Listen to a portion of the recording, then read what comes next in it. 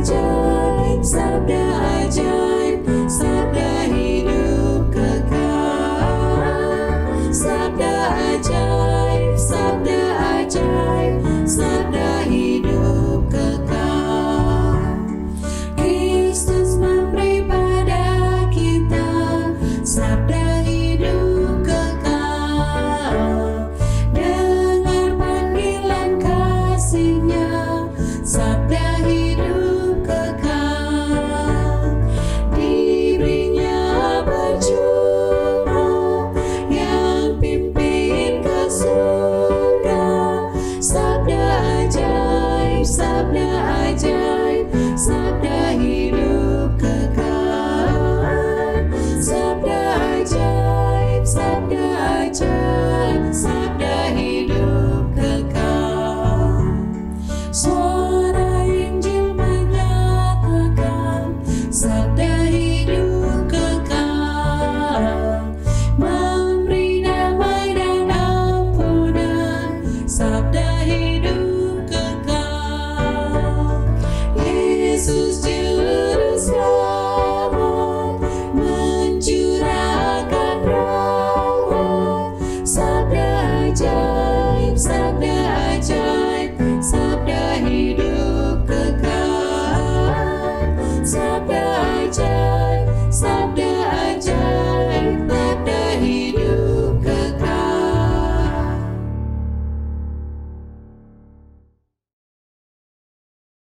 Mari kita satu dalam doa. Bapa kekal yang ada di sorga, di hari Sabat yang indah suci diberkati, kami akan awali lewat acara rumah tangga. Biarlah Tuhan akan menuntun, memberkati acara-acara di sepanjang hari Sabat ini, acara sekolah Sabat, bahkan sampai acara khotbah. Terima kasih Tuhan, di dalam nama Yesus kami berdoa. Amin. Saudara-saudara yang kekasih dan yang dikasihi Tuhan, saat ini kita akan merenungkan tentang rumah tangga yang diberkati Tuhan. Kita akan melihat bagaimana rumah tangga itu ketika diberkati oleh Tuhan. Dalam Mazmur pasal 127 ayat yang pertama, jika bukan Tuhan yang membangun rumah, sia-sialah orang yang membangunnya. Jika bukan Tuhan yang mengawal kota, sia-sialah pengawal berjaga-jaga. Rumah tangga adalah rancangan Allah sendiri. Sejak kapan? Sejak di Taman Eden. Tuhan melihat bahwa tidak baik manusia seorang diri saja. Lalu Ia menciptakan manusia adalah manusia yang pertama, yaitu Adam. Nah, saudara-saudara, dari situlah rumah tangga pertama lahir atau terbentuk. Namun banyak rumah tangga gagal. Bukan karena kurang harta, bukan karena kurang pintar, atau kurang pengalaman, tetapi karena kurang menjadikan Kristus sebagai dasar dalam rumah tangga. Firman Tuhan menegaskan, jika bukan Tuhan yang membangun rumah, sia-sialah semuanya. Seorang penulis rohani dalam bukunya Adventist Home halaman 15 mengatakan bahwa kebahagiaan di rumah tangga bergantung atas kelembutan, pengendalian diri, dan pengorbanan yang lahir dari kasih. Artinya, rumah tangga Kristen harus berdiri atas dasar kasih Kristus. Kasih yang rela berkorban dan kasih yang sabar. Ada beberapa pilar penting untuk membangun rumah tangga yang diberkati. Yang pertama, doa keluarga. Doa adalah nafas kehidupan. Tanpa doa, rumah tangga akan mudah goyah. Yang kedua adalah Alkitab sebagai pedoman. Firman Tuhan menjadi kompas dalam setiap keputusan keluarga. Yang ketiga, kasih dalam tindakan. Kasih bukan hanya kata-kata, tetapi sabar mengampuni dan melayani. Dan yang keempat, kerjasama. Suami, istri, dan anak saling menopang, bukan saling menyalahkan. Dan yang kelima adalah pelayanan bersama. Rumah tangga yang melayani Tuhan akan semakin kuat dan semakin harmonis. Saudara-saudara, ada sebuah keluarga sederhana di desa. Mereka bukan orang kaya. Rumah mereka pun sangat sederhana. Tetapi setiap pagi dan malam mereka selalu berlutut bersama membaca Alkitab dan berdoa. Suatu hari ladang mereka gagal panen karena cuaca buruk. Banyak tetangga putus asa, bahkan marah kepada Tuhan. Tetapi keluarga ini tetap bersuka cita. Mereka percaya Tuhan tetap memelihara. Beberapa bulan kemudian Tuhan membuka jalan. Ladang mereka berbuah lebat, bahkan lebih dari musim sebelumnya. Ketika ditanya apa rahasianya? Apa rahasianya? Mereka menjawab, kami percaya Tuhan yang membangun rumah tangga kami, bukan kekuatan kami sendiri. Saudara-saudara, ini mengingatkan kita, rumah tangga yang dibangun di atas Kristus akan tetap kokoh. Meski badai datang, mari kita menyerahkan rumah tangga kita sepenuhnya kepada Tuhan. Supaya damai sejahtera tinggal di dalam kehidupan kita. Apakah kita sebagai suami? Apakah kita sebagai istri? Apakah kita sebagai anak-anak? Ketika Tuhan selalu ada dalam hidup kita, maka rumah tangga kita akan berbahagia. Dan rumah tangga inilah yang menjadi tempat Tuhan untuk menyalurkan berkat di mana kita pergi dan berada. Amin.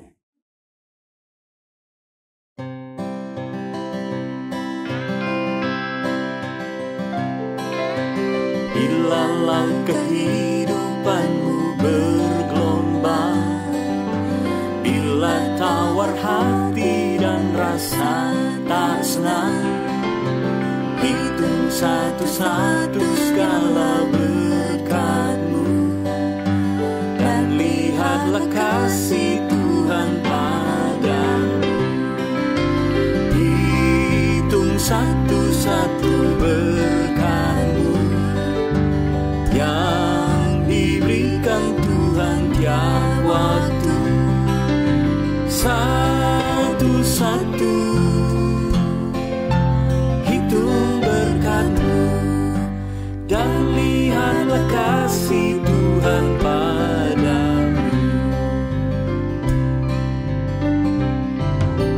Apakah berat hatimu serta risau? Apakah berat salib di pundakmu? Hitung berkat-Mu meski hatimu berat. Kau kan bergemar dan tak lagi benar. Hitung satu-satu berkat-Mu yang diberikan Tuhan setiap waktu. Satu-satu hitung berkat-Mu dan lihatlah kasih Tuhan padamu.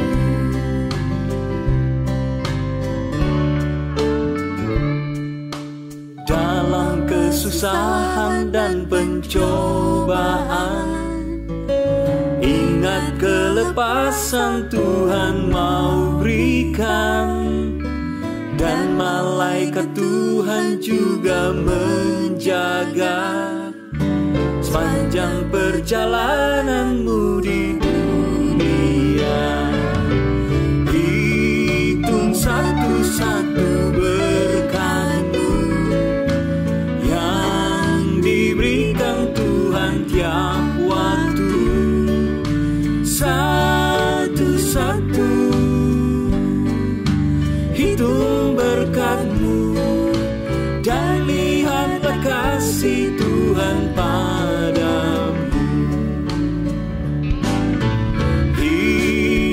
satu-satu berkat-Mu yang diberikan Tuhan setiap waktu. Satu-satu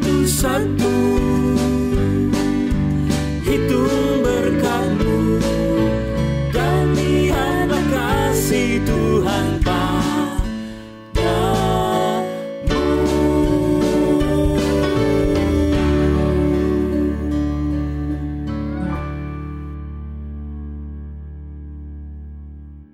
Shalom, saya percaya sahabat-sahabat sekalian tetap diberkati oleh Tuhan sampai pada kesempatan ini. Selamat datang di dalam program pendalaman Alkitab melalui pelajaran Sekolah Sabat bersama dengan kami, Cornelius Media. Kami tetap mengingatkan untuk mempersiapkan diri dengan telah mempelajari pelajaran Sekolah Sabat sebelum mengikuti program ini. Kita sudah tiba di pelajaran yang ke-12 dengan tema Tolong Tunjukkan Kemuliaan-Mu. Bersama saya Pendeta Edward Haliwongso, juga Pendeta Felix Gosal dan Pendeta Widodo Purwanto. Sebelum kita masuk lebih dalam, mari kita tunduk kepala dan kita berdoa. Bapa Tuhan kami, Allah yang penuh dengan kebaikan, kami rindu melihat kemuliaan-Mu melalui firman-Mu. Dan kiranya kami oleh pertolongan Tuhan memancarkan kemuliaan-Mu kepada sesama kami manusia. Di dalam nama Yesus kami sudah berdoa. Amin. Kami ingatkan bahwa program ini terbagi dalam 4 bagian. Yang pertama kita akan melihat dasar Alkitabiah, pelajaran sepanjang pekan ini bersama dengan pendahuluan dari judul Sekolah Sabat. Lalu kemudian kita menggali makna ayat hafalan. Yang ketiga kita mencoba melihat pokok pikiran yang muncul dari pelajaran hari per hari. Dan di bagian akhir kita tiba kepada aplikasi. Mari kita lihat dasar Alkitabiah. Keluaran 33 ayat 7 sampai 34 ayat 35. Musa bersekutu dengan Allah muka dengan muka memohon agar Allah menyertai Israel. Allah menyatakan nama dan sifatnya, penuh belas kasihan, panjang sabar, berlimpah kasih setia dan juga adil. Kemudian di dalam Ulangan 18 ayat 15 sampai 18. Allah berjanji membangkitkan seorang nabi seperti Musa dari tengah bangsa Israel yang akan menyampaikan firman Allah kepada umat. Janji ini menunjuk kepada Mesias yaitu Kristus. Kemudian ada Yohanes 17 ayatnya yang ketiga. Hidup kekal adalah mengenal Allah yang benar dan Yesus yang diutusnya, hubungan pribadi yang menyelamatkan. Roma 2 ayat 4.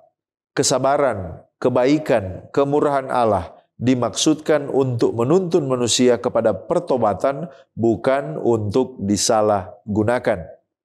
Yohanes 3 ayat 16.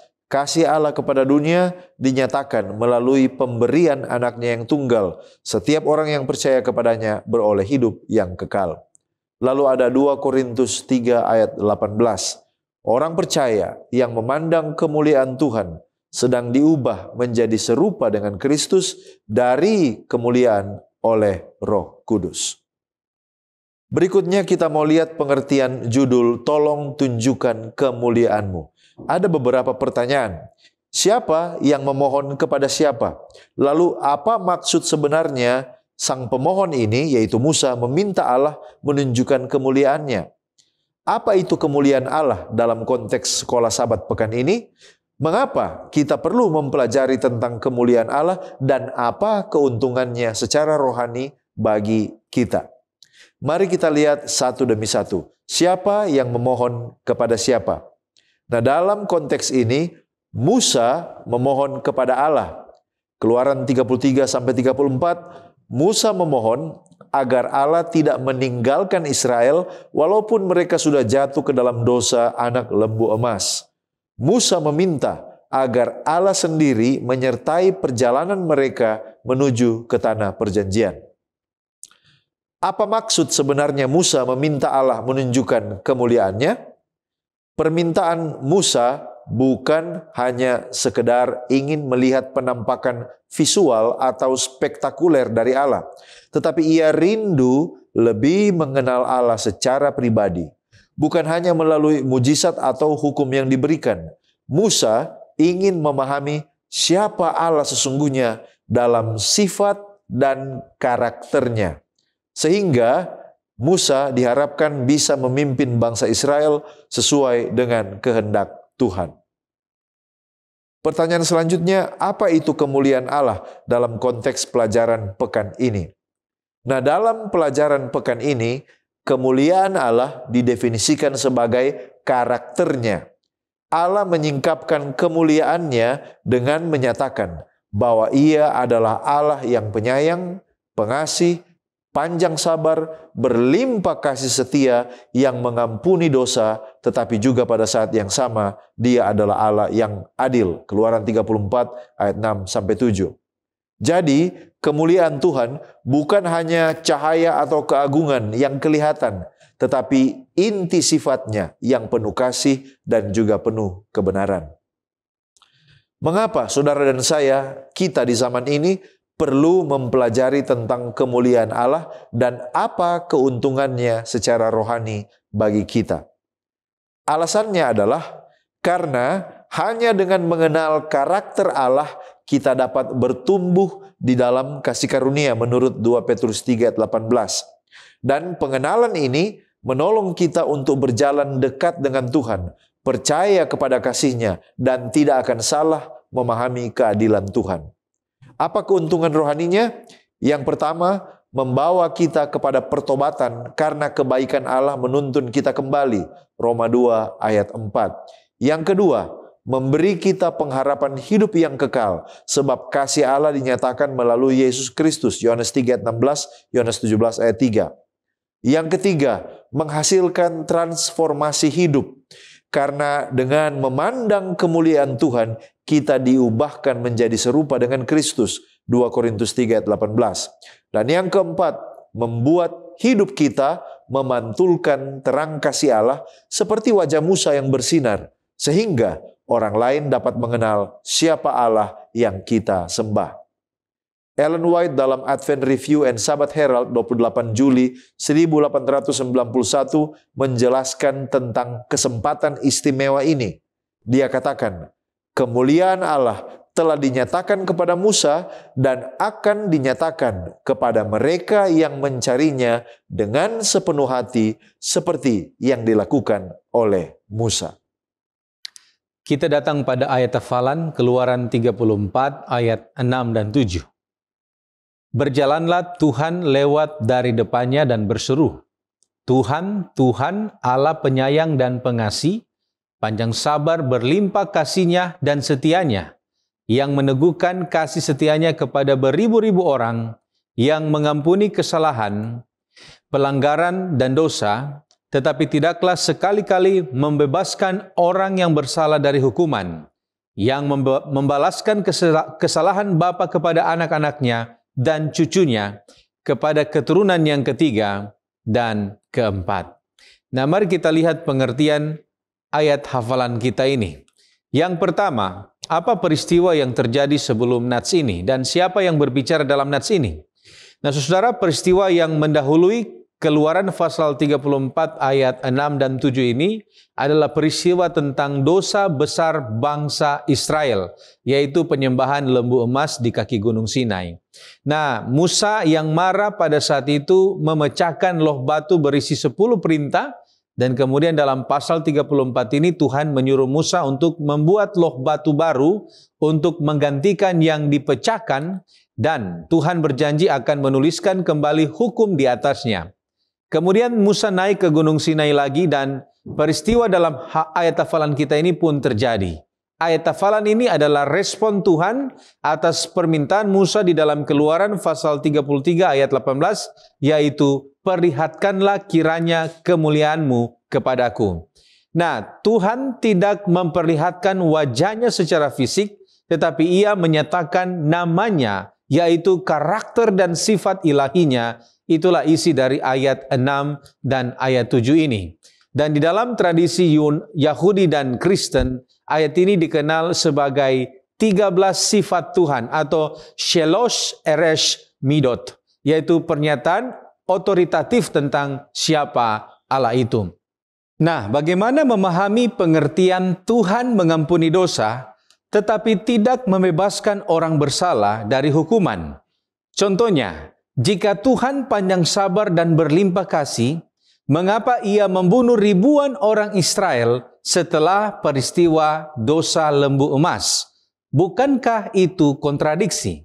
Nah, saudaraku, kalau kita bertanya apakah tindakan penghukuman bertentangan dengan sifat kasih Allah, jawabannya adalah tidak. Itu bukan kontradiksi, tetapi kesatuan karakter Allah yang utuh. Allah tidak memisahkan kasih-Nya dari keadilannya. Ia mengampuni, tetapi pengampunan tidak berarti mengabaikan konsekuensi dosa. Di dalam kasus Israel, Allah mengampuni umat secara kolektif, artinya tidak semua dimusnahkan. Itu dicatat di dalam Keluaran pasal 34 ayat 10. Tuhan tidak memusnahkan mereka semua, tetapi memulihkan perjanjian. Dan kemudian ia menghukum pelaku yang aktif, yaitu terutama mereka yang memimpin pemberontakan. Dicatat di dalam Keluaran pasal 32 ayat 27 sampai 28. Nah, ini adalah keadilan yang bersifat restoratif. Bukan balas dendam, tetapi pemulihan tatanan moral. Nah, kita bisa melihat contoh lain, yaitu peristiwa yang dicatat di dalam 2 Samuel 12 ayat 13. Daud diampuni setelah bersinah dan membunuh. Tetapi kita melihat di dalam 2 Samuel 12 ayat 14, di sana kita melihat bahwa anaknya tetap mati, tetapi dosa Daud diampuni. Jadi kita bisa melihat ini, dosa Daud diampuni, tapi konsekuensi tetap ada, yaitu anaknya mati. Sehubungan dengan ini, Tremper Longman di dalam bukunya How to Read Exodus mengatakan, kematian 3.000 orang bukanlah tindakan kejam, tetapi tindakan penyelamatan. Seperti operasi bedah, mengangkat jaringan yang terinfeksi agar tubuh tetap hidup. Jika dosa dibiarkan tanpa konsekuensi, maka seluruh bangsa akan hancur seperti zaman Nuh. Nah, kalau begitu, apa pengertian dari Tuhan membalaskan kejahatan bapa kepada anak-anaknya sampai keturunan keempat? Apakah ini berarti anak dihukum karena dosa orang tua?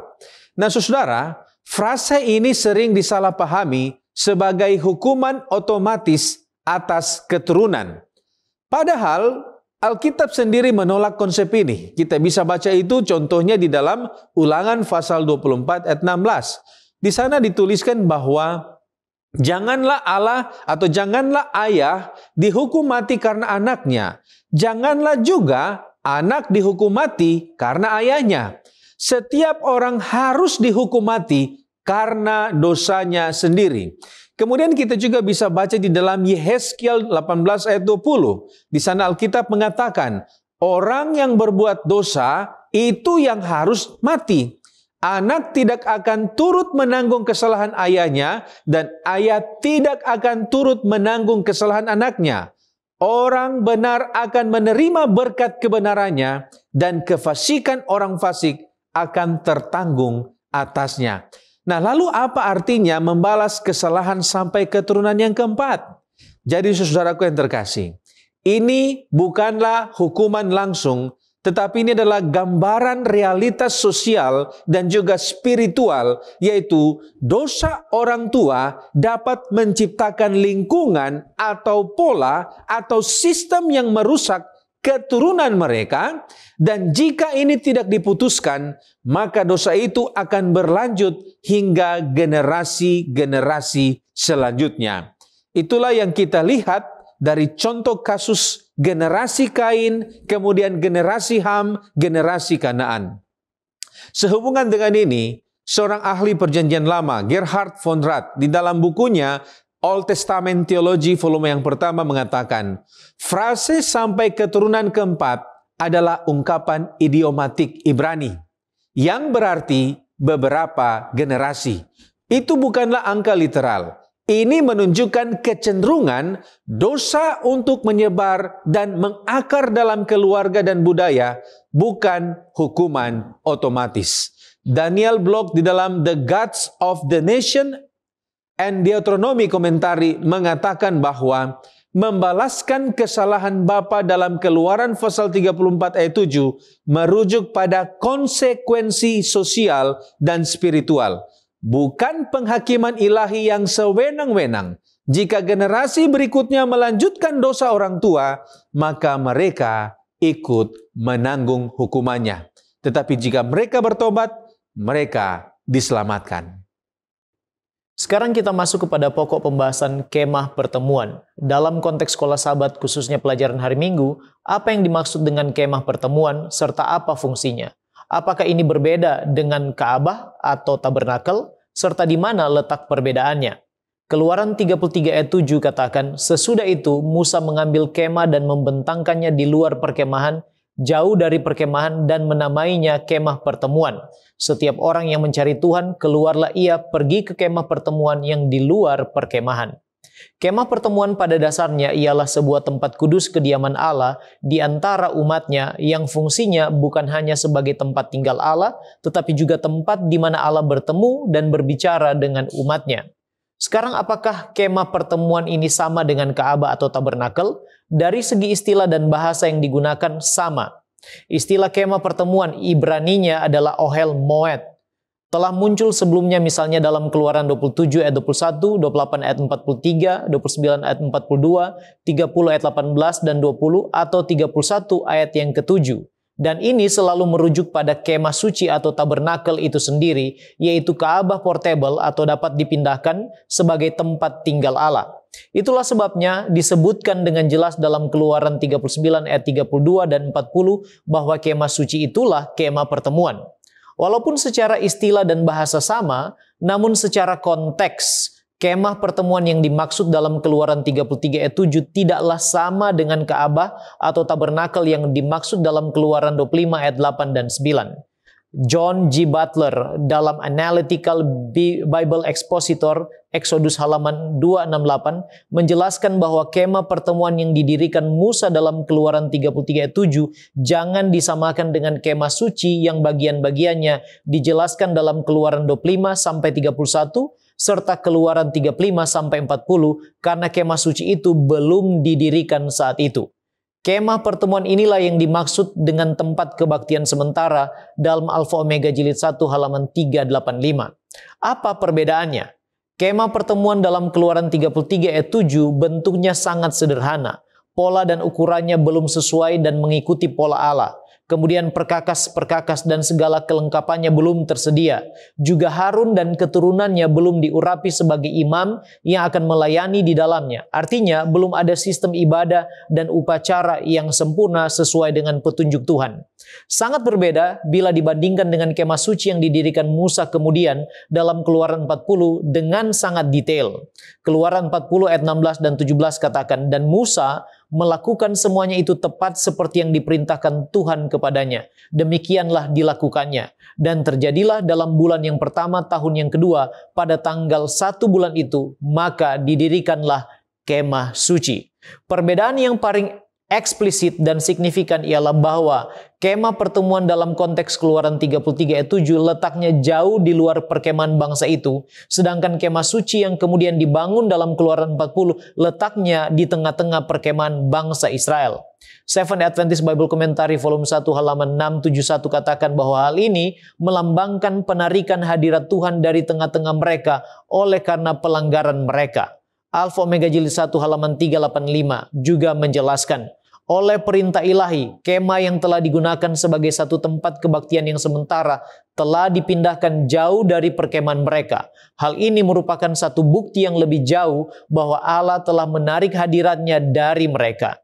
Ia akan menyatakan dirinya kepada Musa, tetapi tidak kepada bangsa itu. Keluaran 33 ayat 3 menjelaskan bahwa Allah tidak akan berjalan di tengah-tengah mereka lagi. Hal ini merupakan akibat dari pemberontakan bangsa Israel dalam penyembahan berhala anak lembu emas. Sekarang apa yang terjadi ketika Musa masuk ke kemah pertemuan itu? Apa yang dilakukannya di situ serta mengapa dikatakan bahwa Tuhan berbicara kepada Musa muka dengan muka? Apa maksudnya? Keluaran 33 ayat 8 sampai 11 menjelaskan bahwa apabila Musa keluar pergi ke kemah itu, bangunlah seluruh bangsa itu dan berdirilah mereka masing-masing di pintu kemahnya, dan mereka mengikuti Musa dengan matanya sampai ia masuk ke dalam kemah.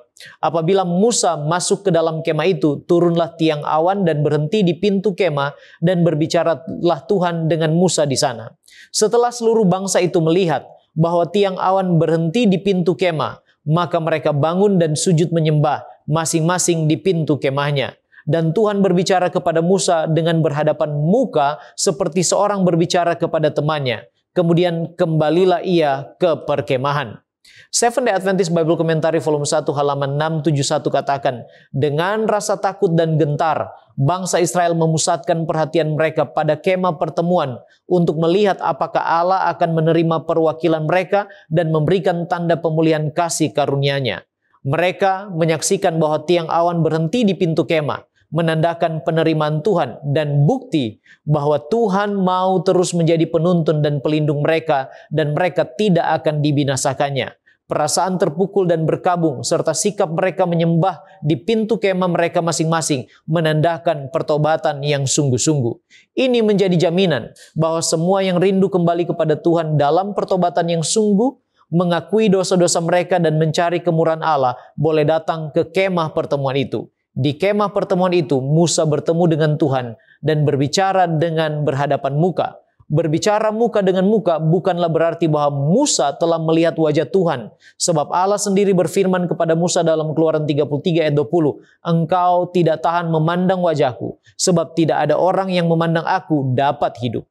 Andrews Bible Commentary halaman 233 menjelaskan bahwa frase berbicara muka dengan muka adalah ekspresi idiomatik yang berarti kedekatan atau keintiman hubungan dan komunikasi yang langsung Musa dengan Tuhan. Itulah sebabnya dijelaskan lebih lanjut di ayat yang ke-11 Keluaran 33 bahwa Tuhan berbicara kepada Musa seperti berbicara kepada temannya sendiri. Sekarang apa isi percakapan Musa dengan Allah dan apa maknanya bagi Musa dan bangsa Israel saat itu serta bagi kita saat ini? Keluaran 33 ayat 12-23 berisi percakapan Musa dengan Allah. Garis besar yang pertama ialah bahwa Musa meminta petunjuk dan memohon agar dengan kasih karunia yang dianugerahkan kepadanya, dia dapat mengenal Allah dan jalannya, dan agar Allah kembali mengingat bahwa Israel adalah umatnya. Ayat 14-16, lalu ia berfirman, "Aku sendiri hendak membimbing engkau dan memberikan ketentraman kepadamu." Berkatalah Musa kepadanya, "Jika engkau sendiri tidak membimbing kami, janganlah suruh kami berangkat dari sini. Dari manakah gerangan akan diketahui bahwa aku telah mendapat kasih karunia di hadapanmu, yakni aku dengan umatmu ini? Bukankah karena engkau berjalan bersama-sama dengan kami, sehingga kami, aku dengan umatmu ini, dibedakan dari segala bangsa yang ada di muka bumi ini?"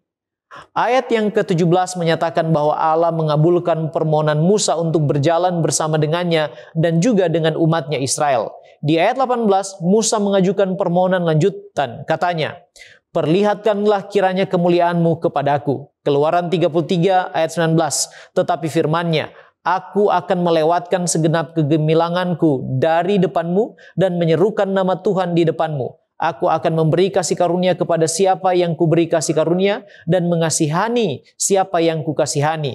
Demikianlah garis besar percakapan Musa dengan Tuhan. Bagi bangsa Israel, percakapan itu mengandung makna bahwa melalui perantaran Musa ada harapan pemulihan hubungan mereka dengan Allah dan bahwa Allah mau memimpin, menuntun dan melindungi mereka kembali setelah dosa pemberontakan mereka. Sedangkan bagi Musa, makna percakapan dan pengalamannya saat itu dengan Allah ialah hubungannya bertumbuh semakin dekat dan intim dengan Tuhan.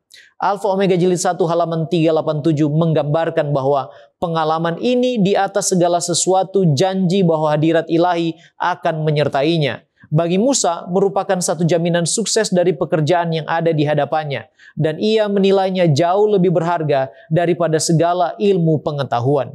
Musa merasa sangat dekat dengan Allah dan tidak ada perasaan takut karena jiwanya selaras dengan kehendak Khaliknya. Seventh-day Adventist Bible Commentary volume 1 671. Ia tahu dengan baik bahwa tidak ada kuasa duniawi yang dapat menggantikan kehadiran Allah yang abadi dan pengetahuan yang berasal dari persekutuan pribadi dengannya. Nah, bagi kita saat ini, percakapan dan pengalaman Musa saat itu bermakna bahwa Tuhan membuka diri bagi kita untuk bertumbuh dalam hubungan yang intim dan personal dengannya. Melalui Yesus, imam besar kita, menurut Ibrani 4 ayat 14-16, kita bisa datang dengan keberanian menghampiri tahta karunia Allah dengan penuh keberanian untuk mendapat pertolongan kita pada waktunya.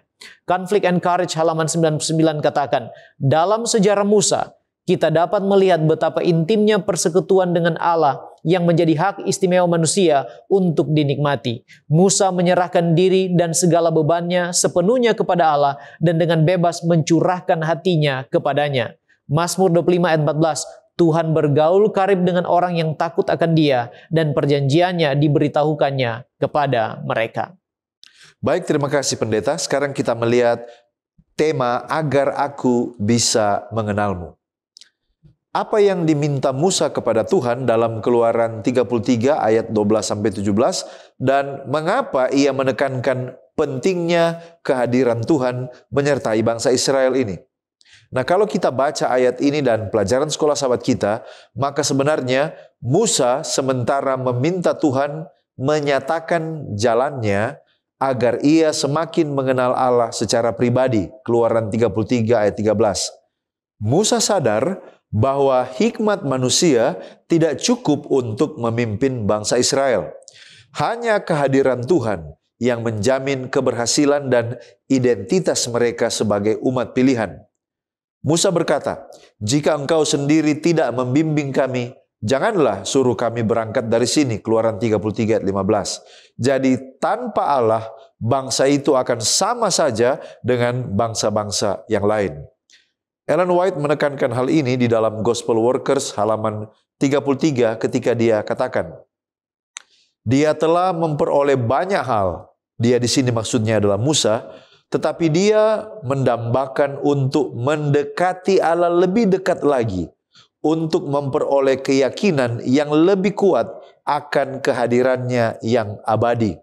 Dia telah memikul beban Israel, dia telah menanggung beban tanggung jawab yang luar biasa berat.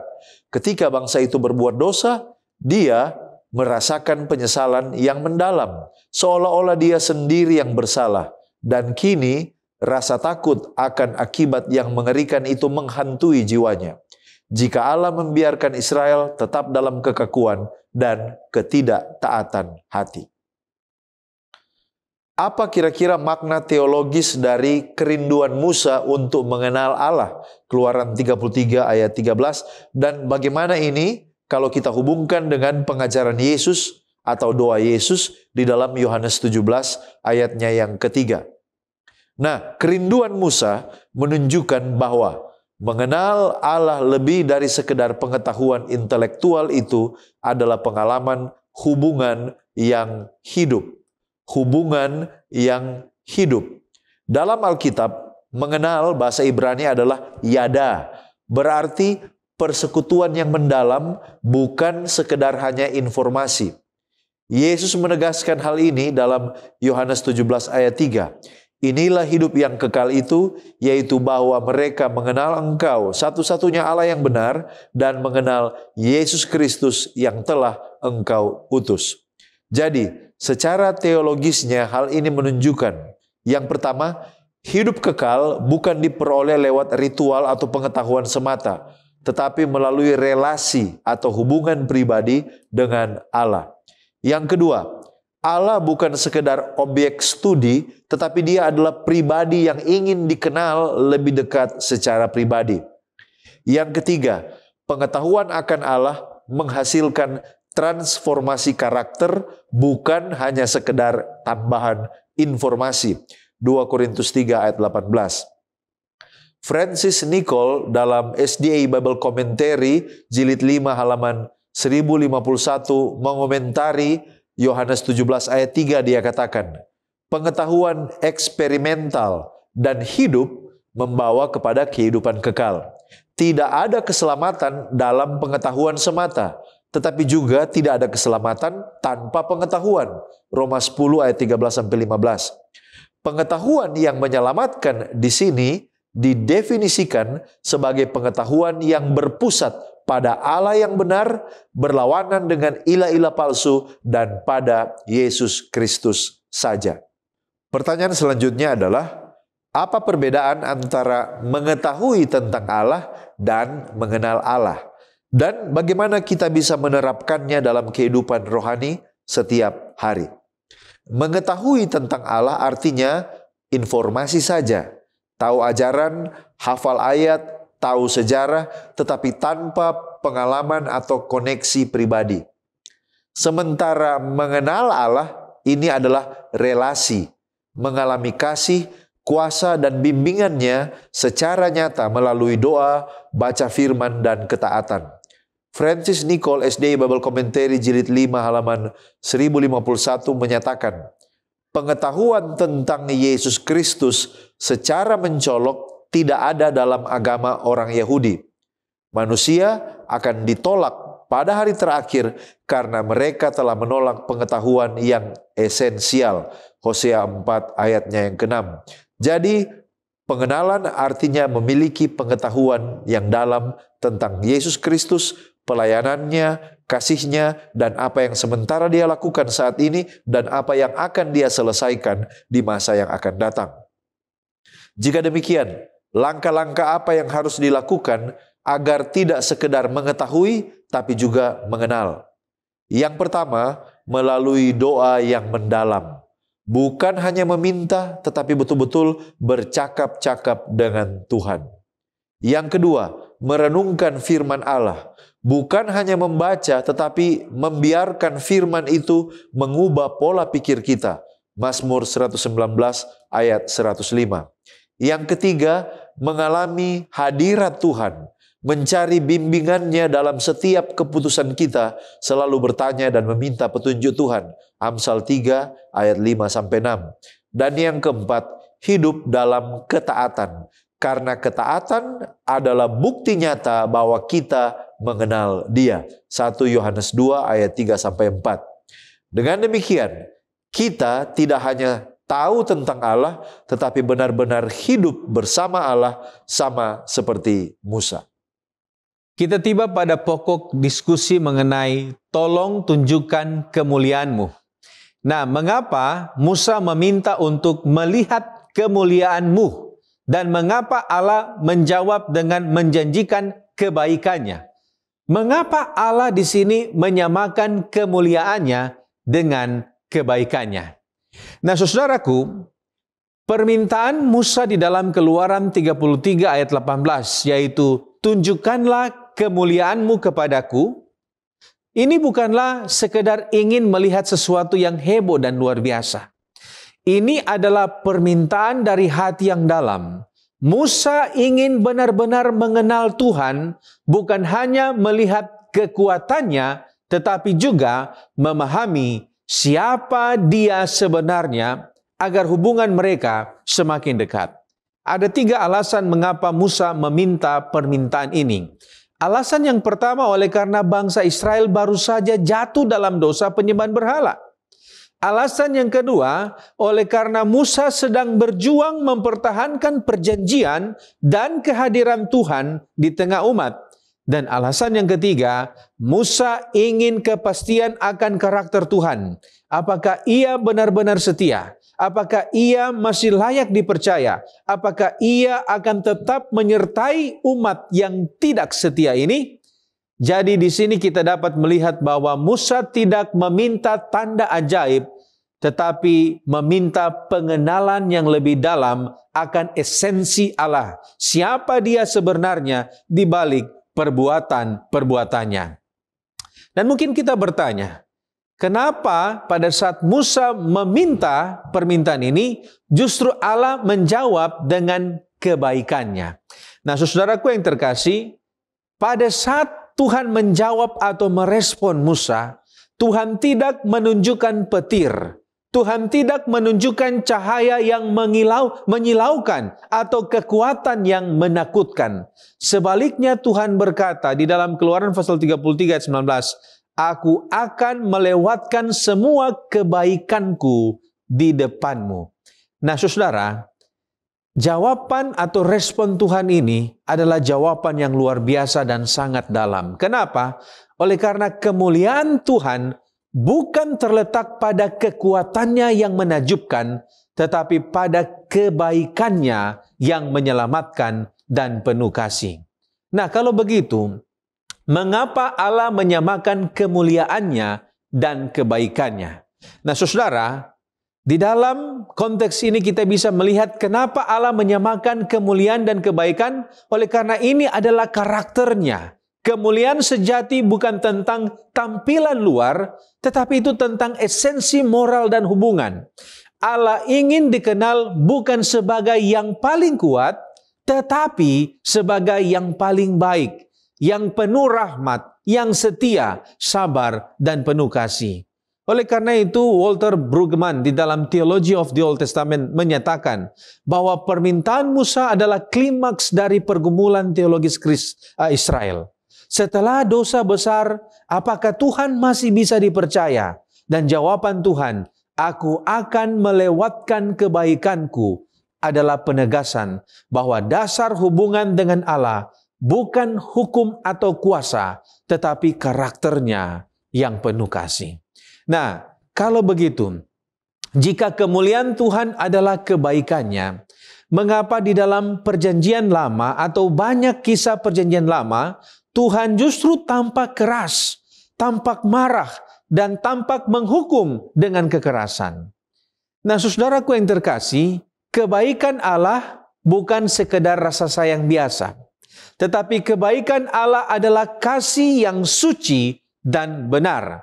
Ketika Alkitab menyebut Allah baik, itu tidak berarti dia lunak, tidak berarti Allah kompromi, atau tidak berarti Allah itu membiarkan kejahatan.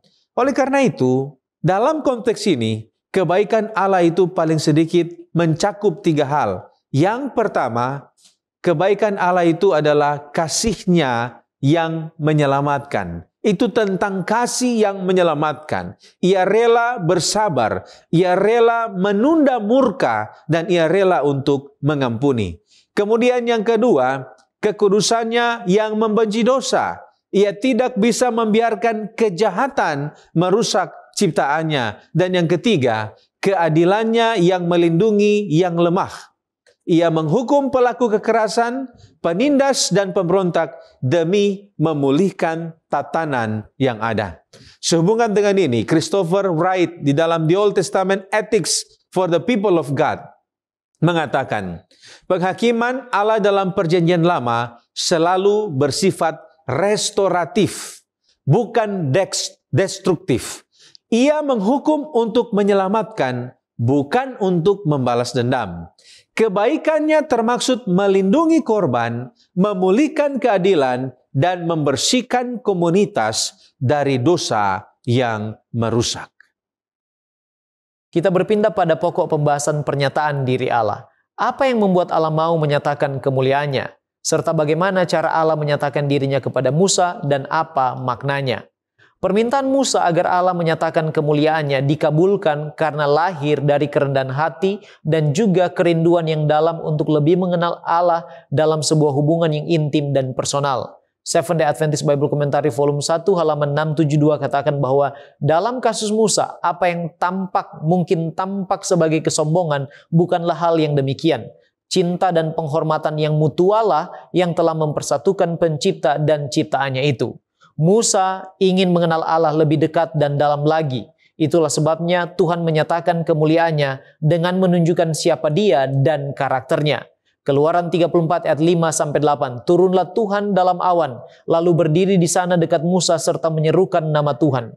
Berjalanlah Tuhan lewat dari depannya dan berseru, Tuhan, Tuhan Allah penyayang dan pengasih, panjang sabar, berlimpah kasih-Nya dan setia-Nya, yang meneguhkan kasih setia-Nya kepada beribu-ribu orang, yang mengampuni kesalahan, pelanggaran dan dosa, tetapi tidaklah sekali-kali membebaskan orang yang bersalah dari hukuman, yang membalaskan kesalahan bapa kepada anak-anaknya dan cucunya, kepada keturunan yang ketiga dan keempat. Segeralah Musa berlutut ke tanah, lalu sujud menyembah.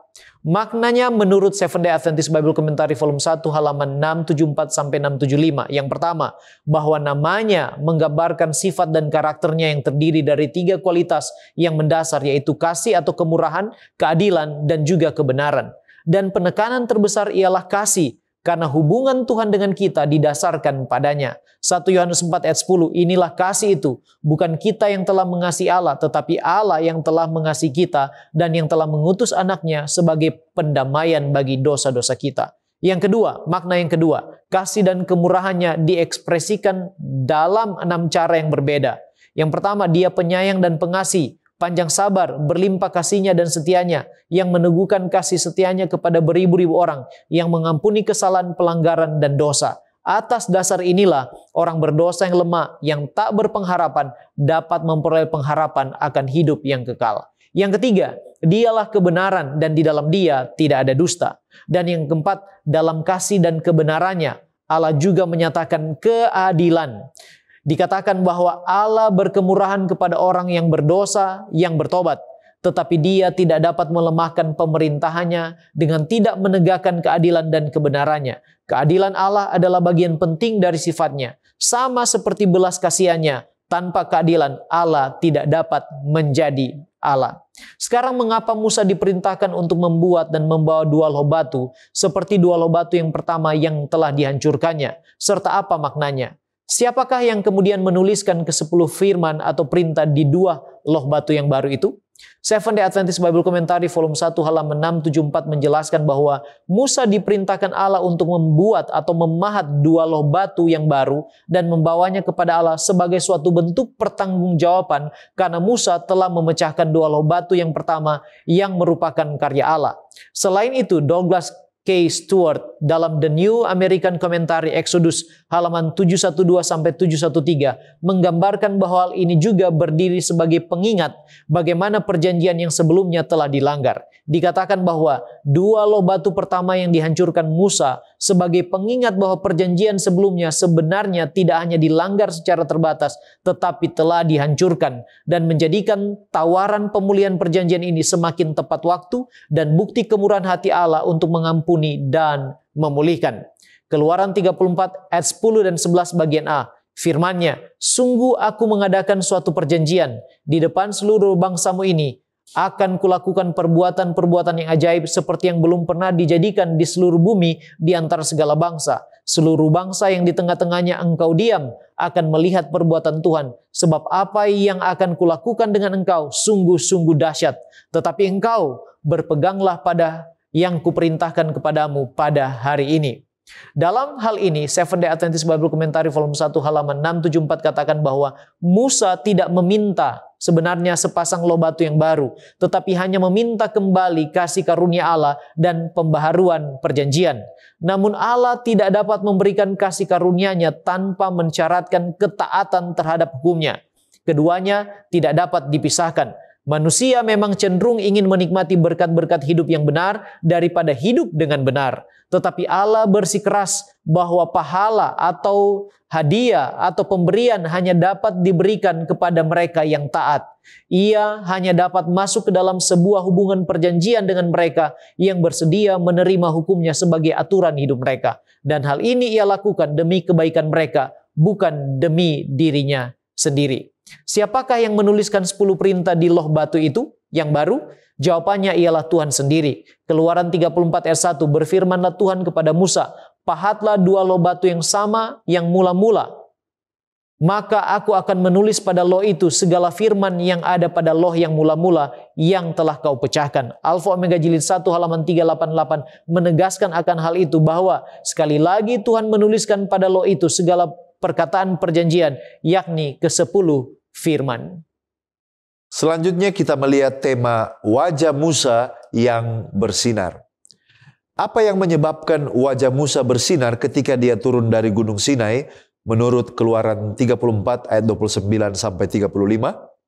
Nah, wajah Musa bersinar karena ia telah bersekutu dengan Allah dan menerima penyataan karakter kasih dan kemurahannya.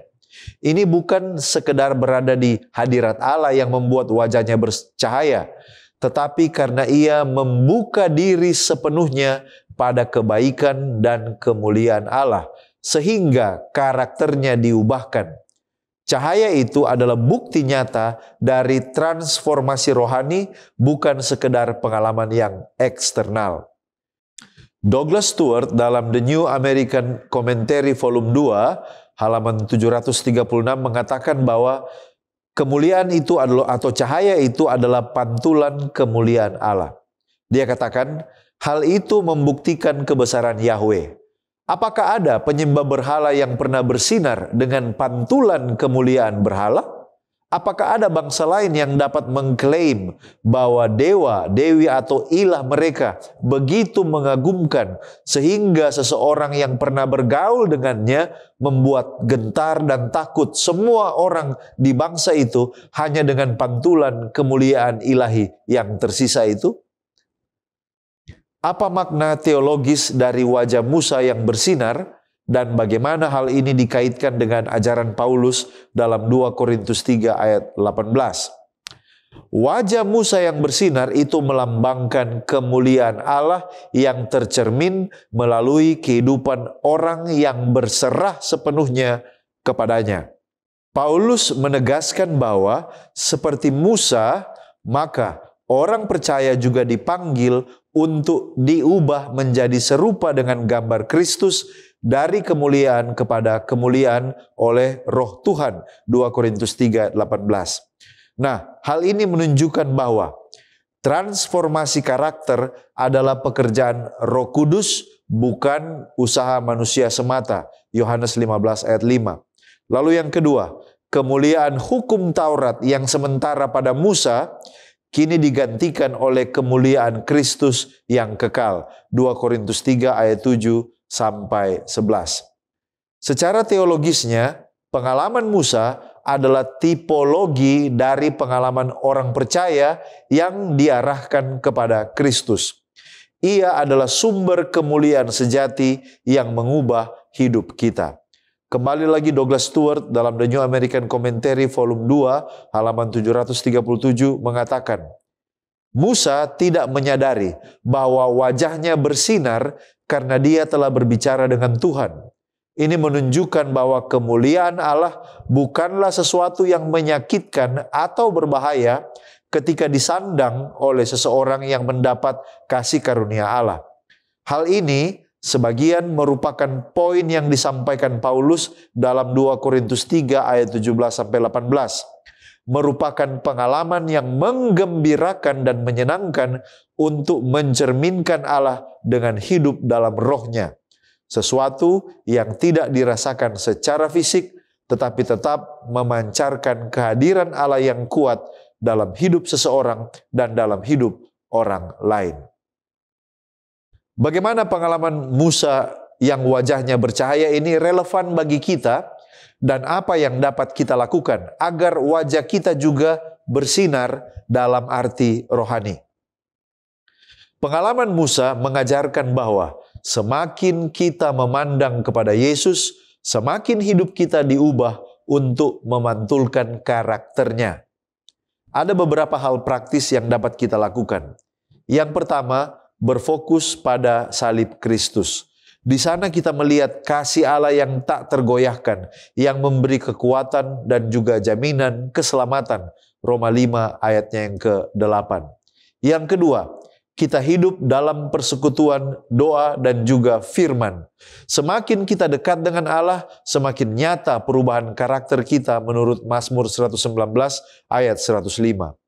Yang ketiga, mari kita izinkan Roh Kudus untuk bekerja. Bukan kita yang mengubah diri kita, tetapi Roh Allah yang membentuk kita. Roma 8 ayat 29. Dan yang keempat, mari kita mencerminkan Kristus dalam relasi atau hubungan sehari-hari. Wajah bersinar Musa adalah simbol, tetapi kehidupan Kristen yang penuh kasih dan kebenaran adalah kesaksian yang nyata di tengah-tengah dunia. Dengan demikian, wajah kita mungkin tidak bercahaya secara fisik, tetapi hidup kita dapat menjadi terang dunia menurut Matius 5 ayat 14-16, yaitu mencerminkan kemuliaan Kristus kepada sesama manusia. Kita tiba pada pendalaman. Di dalam Matius pasal 5 ayat 16 dikatakan, demikianlah hendaknya terangmu bercahaya di depan orang. Nah, apa yang dimaksudkan dengan terang dalam konteks ini? Dan bagaimana terang ini bisa bersinar tanpa menjadi pamer atau spiritualitas yang dangkal?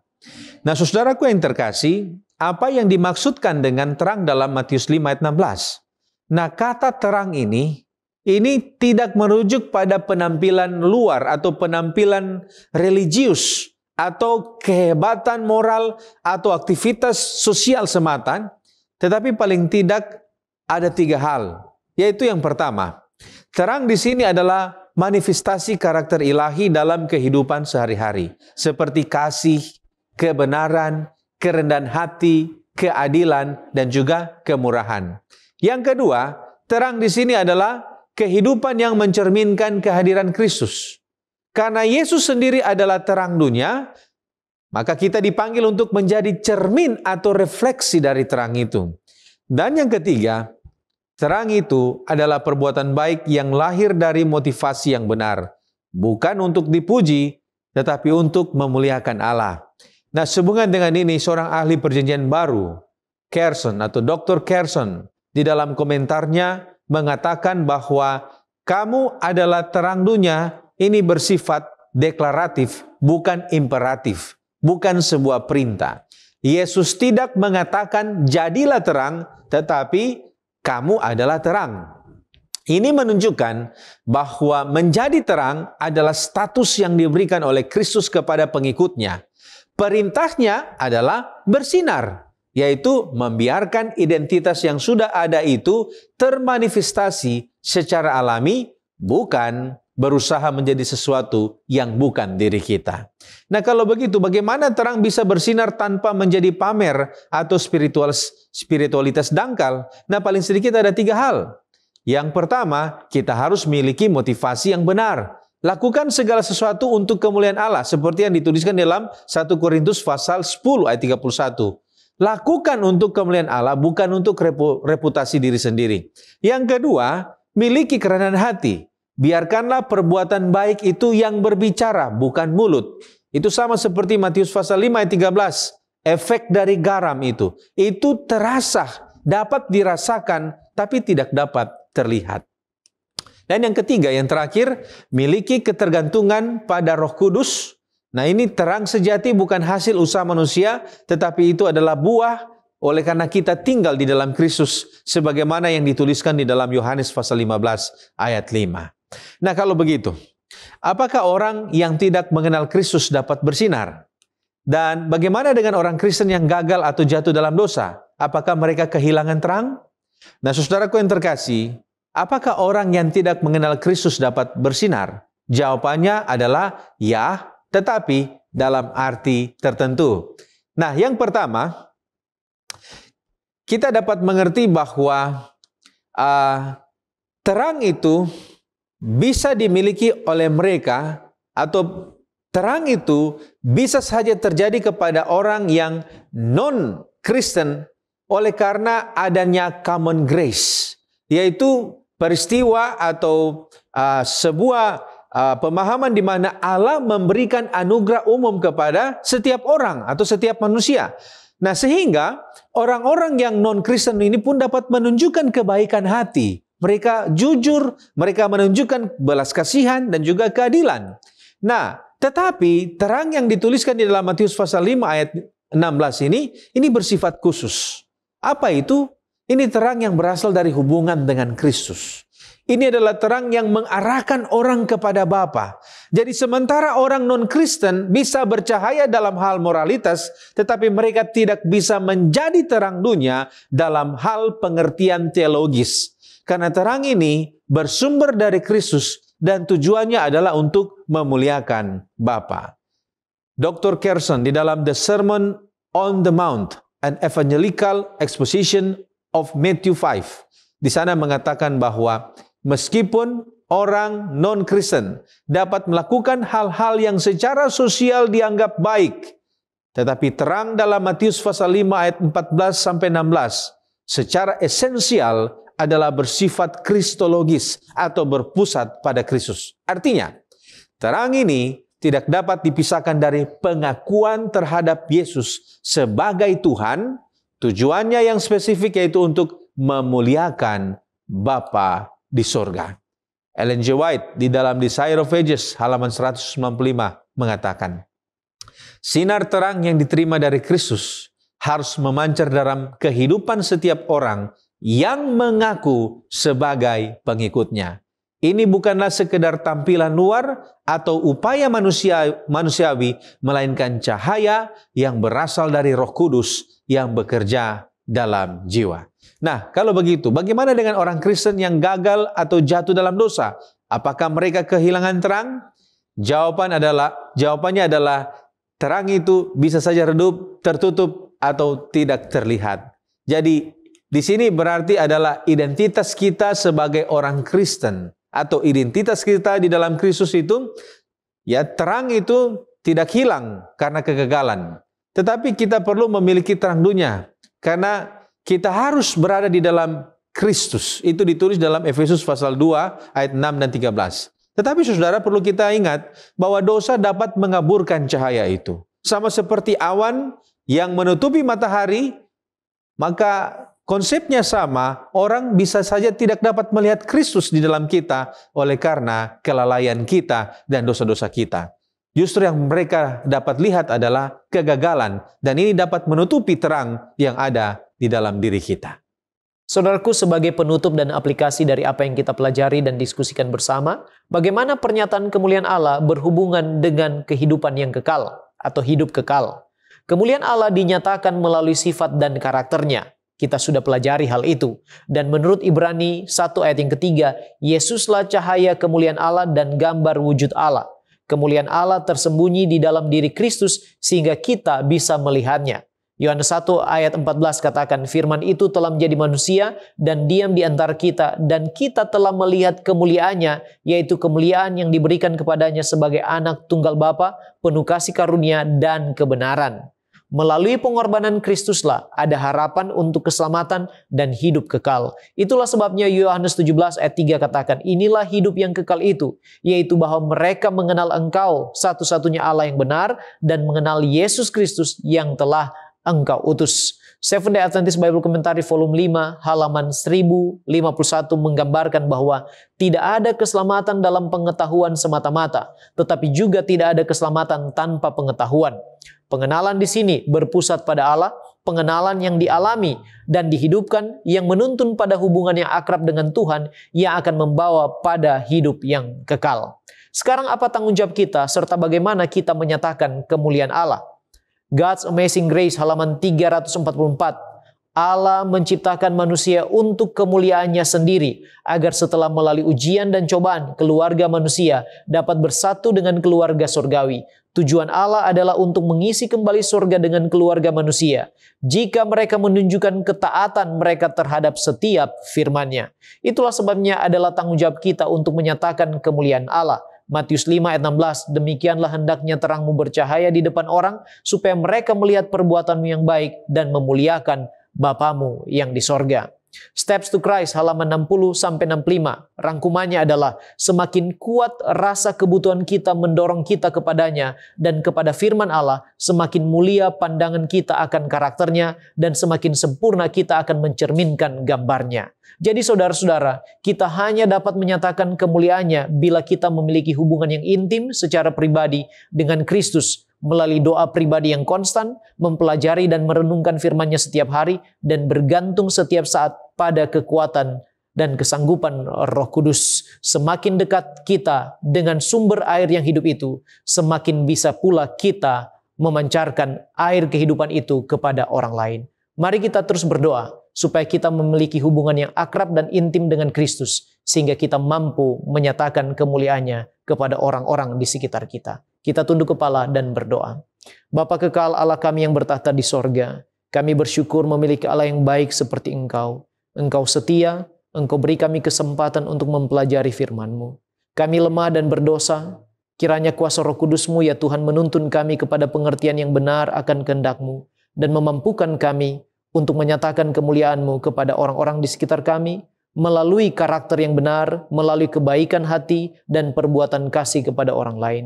Tuhan, kami mau menyerahkan kehidupan kami sambil memohon berkat di dalam nama Yesus, Juru Selamat kami. Amin.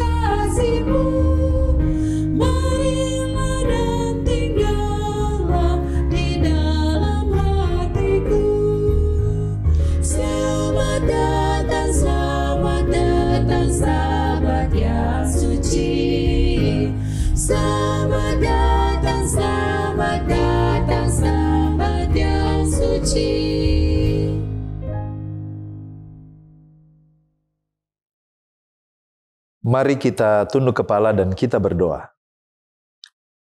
Kami memuji, memuliakan nama-Mu, Bapa Tuhan kami.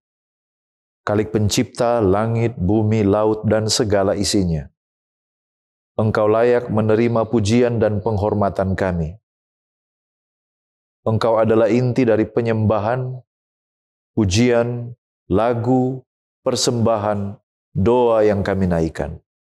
Bagi Engkau kemuliaan, kejayaan, sampai selama-lamanya. Kami datang ke hadapan hadirat Tuhan pada hari Sabat ini, sepenuhnya mengakui betapa kami manusia yang penuh dengan dosa dan kesalahan. Ampunkanlah kiranya kami ya Tuhan, agar kami layak manakala kami mau datang ke hadapan hadirat-Mu. Pada kesempatan Sabat ini, kami bersyukur oleh karena kami diberikan lagi suatu waktu yang baik untuk datang menyembah Tuhan, untuk beribadah kepadamu, dan untuk mendengarkan firman-Mu. Hamba-Mu yang Engkau tentukan pada hari Sabat ini adalah Pendeta Harke Mandolang.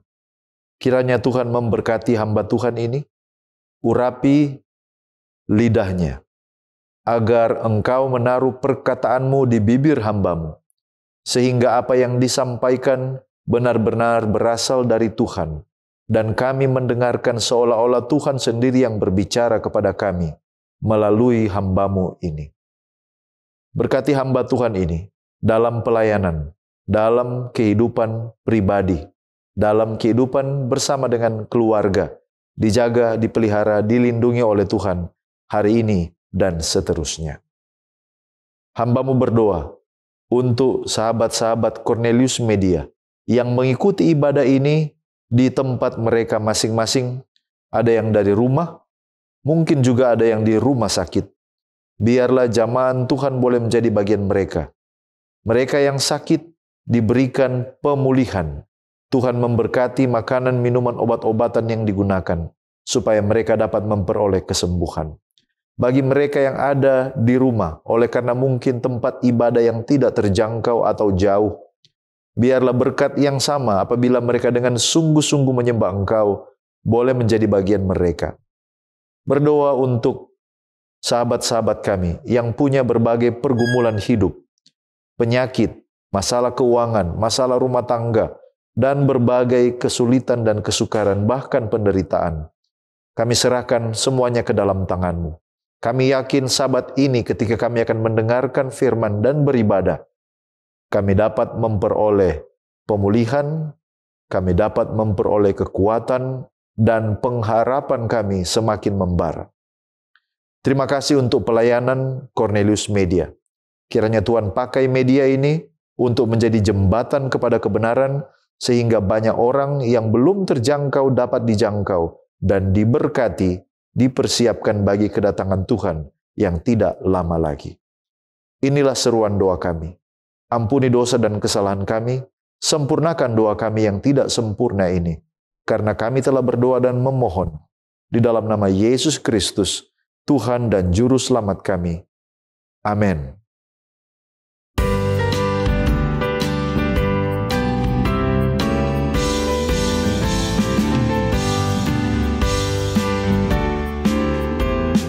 Happiness is to know the Savior, living a life within His favor, having a change in my behavior. Happiness is the Lord. Happiness is a new creation, Jesus and me in close relation, having a part in His salvation. Happiness is the Lord. Real joy is mine, no matter if teardrops start. I found the secret, it's Jesus in my heart. Happiness is to be forgiven, living a life that's worth the taking a trip that leads to heaven. Happiness is the Lord. Happiness is the Lord. Happiness is the Lord.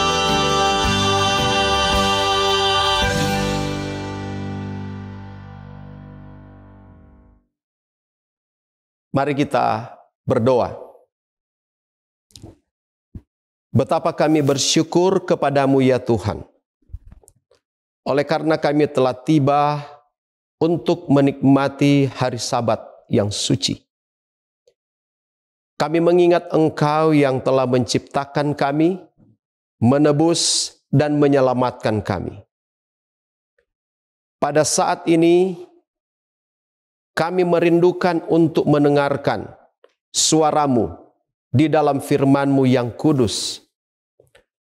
Roh Kudus-Mu akan menerangi pikiran kami, menjamah hati kami, dan akan merubah hidup kami. Dalam nama Tuhan Yesus kami berdoa. Amin. Selamat hari Sabat, saudara-saudara sekalian. Salam sejahtera dalam kasih Tuhan Yesus Kristus. Shalom untuk kita semua. Topik berjudul Siapakah Tuhanmu? Kejadian pasal 2 ayat 16 dan 17 mengatakan, lalu Tuhan Allah memberi perintah ini kepada manusia. Semua pohon dalam taman ini boleh kau makan buahnya dengan bebas. Tetapi pohon pengetahuan tentang yang baik dan yang jahat itu janganlah kau makan buahnya. Sebab pada hari engkau memakannya, pastilah engkau mati. Saudara-saudara sekalian, di dalam ayat ini Allah memberikan perintah yang jelas kepada Adam. Adam tahu persis apa yang Tuhan katakan. Jangan makan, karena jika engkau makan, engkau akan mati. Dan kita tahu bahwa Adam meneruskan perintah Allah ini kepada Hawa.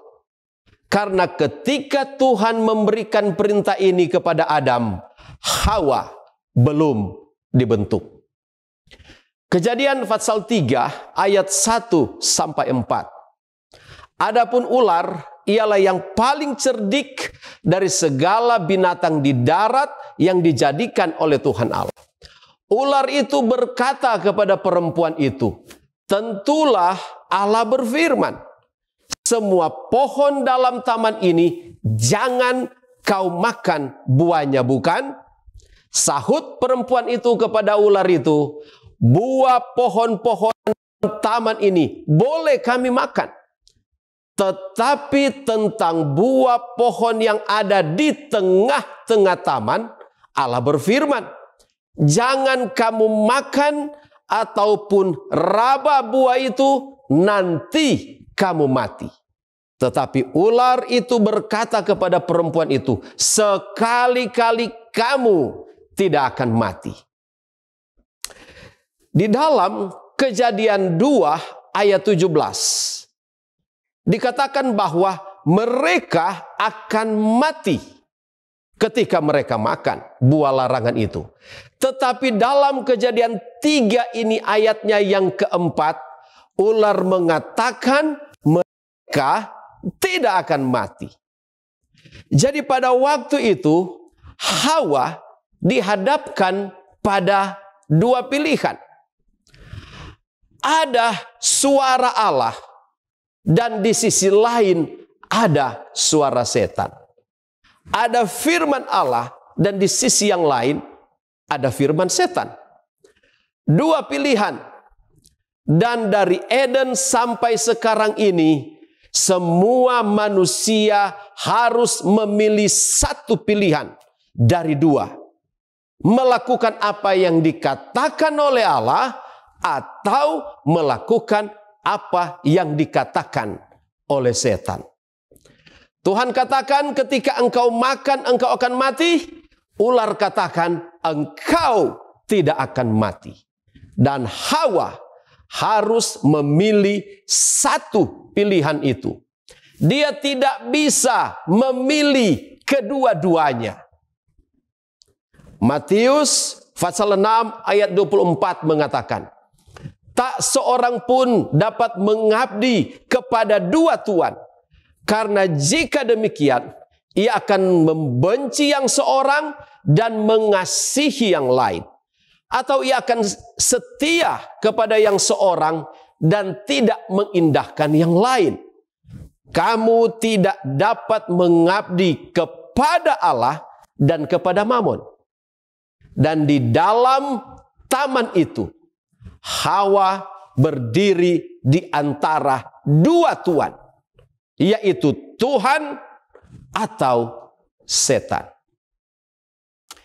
Kejadian pasal 3 ayat 5. Ular berkata, tetapi Allah mengetahui bahwa pada waktu kamu makannya, matamu akan terbuka dan kamu akan menjadi seperti Allah. Tahu tentang yang baik dan yang jahat.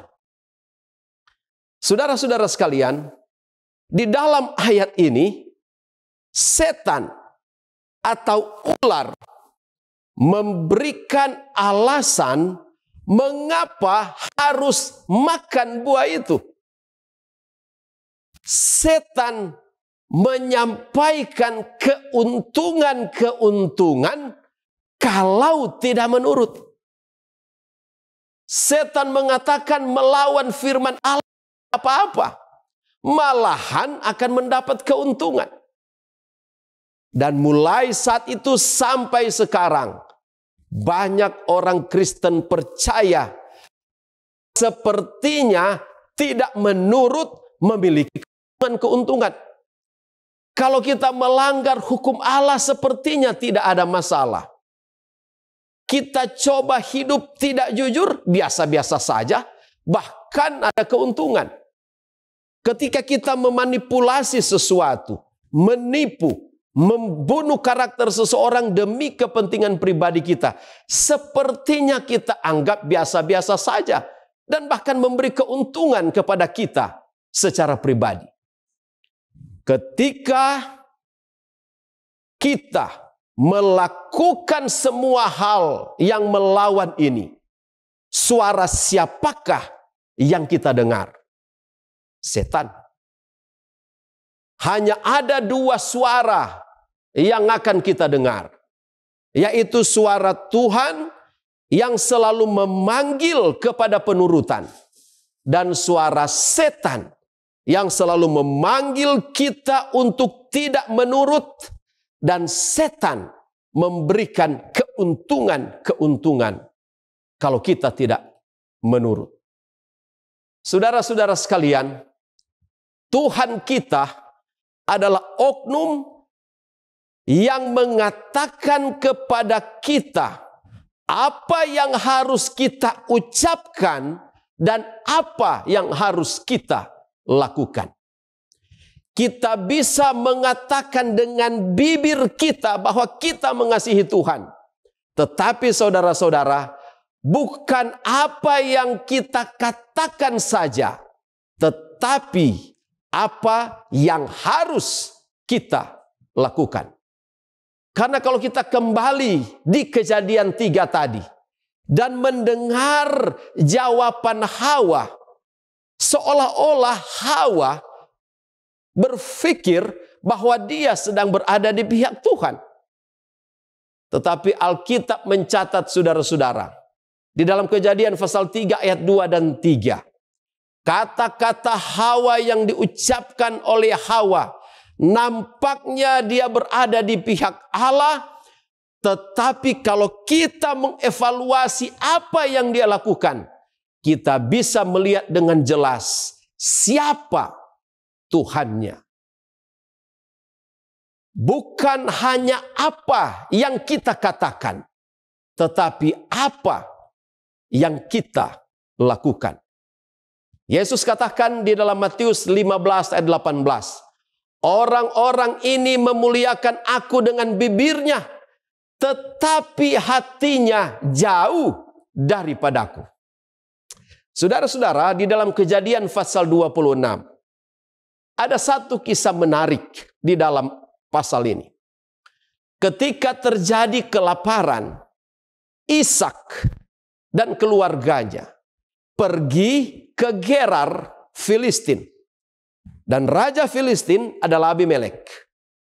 Saudara-saudara, adalah satu kebiasaan yang normal bagi masyarakat tertentu untuk mencari tahu identitas seseorang. Dan benar, di dalam Kejadian 26 ayatnya yang ke-7 mengatakan, ketika orang-orang di tempat itu bertanya tentang istrinya, berkatalah dia saudaraku. Sebab ia takut mengatakan ia istriku, karena pikirnya jangan-jangan aku dibunuh oleh penduduk tempat ini karena Ribka, sebab elok parasnya. Saudara-saudara sekalian, di dalam cerita ini, apa yang diucapkan, apa yang dikatakan Ishak kepada orang-orang tentang Ribka, Ishak katakan Ribka adalah saudaranya. Tetapi mari kita lihat di dalam ayatnya yang ke-8. Di dalam Kejadian 26.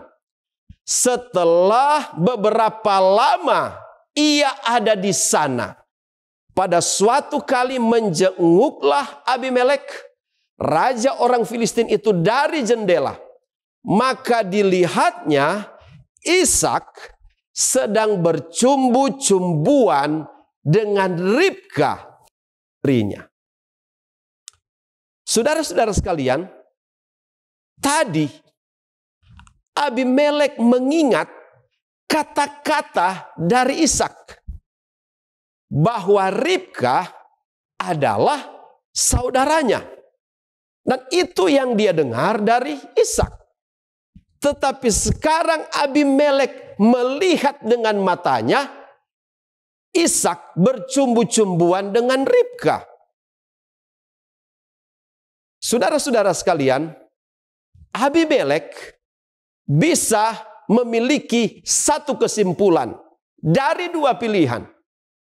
Yang pertama adalah dia dapat percaya apa yang dikatakan oleh Ishak, atau dia percaya apa yang dilakukan oleh Ishak.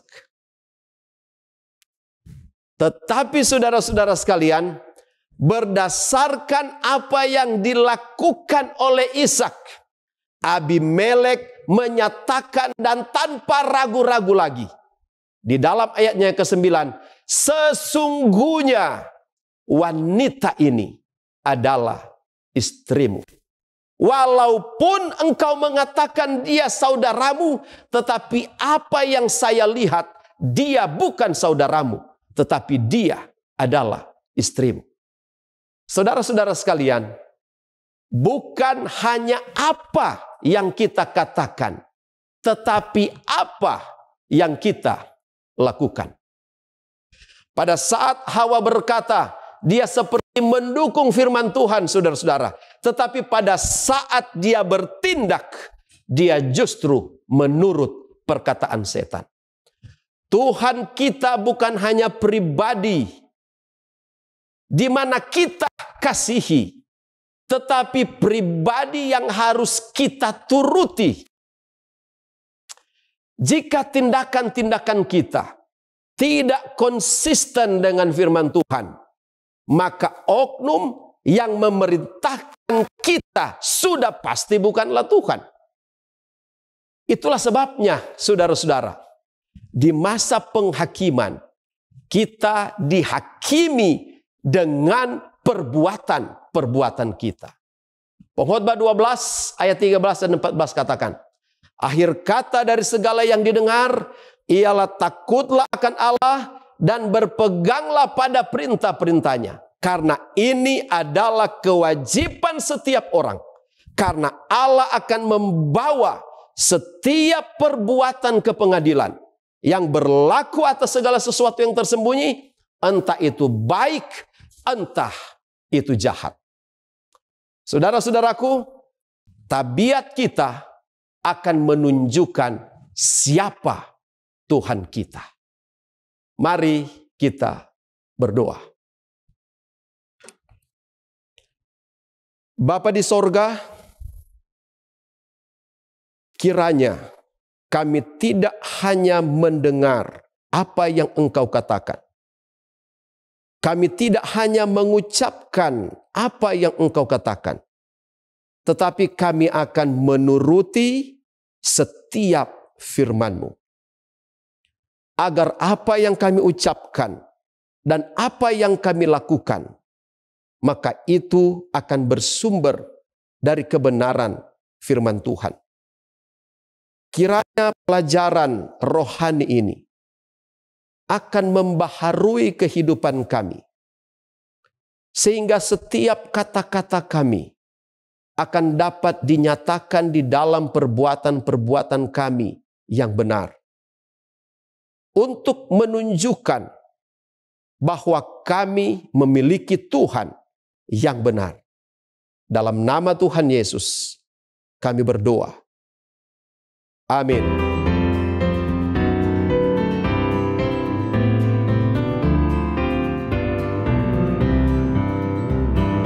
Yesus bagaikan gembala, kami ini dombanya.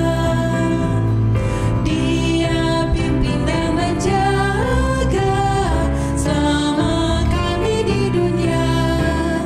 Tuhan Yesus,